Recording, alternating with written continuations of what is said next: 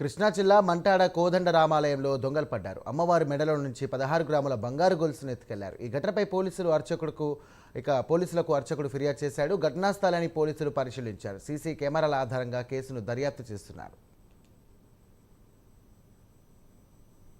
సందర్భంగా ఉత్సవ విగ్రహాలను తిరుమంజన కార్యక్రమం జరుగుతుండగా నా తలుపు పక్కకు తీసినట్టుగా ఒక అలికేడు వచ్చింది. నేను విగ్రహాలు కడుగుతుండగా తోమేవాడిని కదా లేచి నుంచుని కడుగుదామని చెప్పి నుంచునేసరికల్లా ఇక అలికేడు అయింది.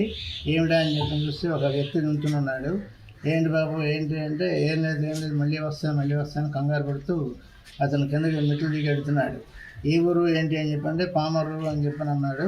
అలా అంటుండగానే బండి స్టార్ట్ చేసుకుని వెళ్ళిపోయాడు.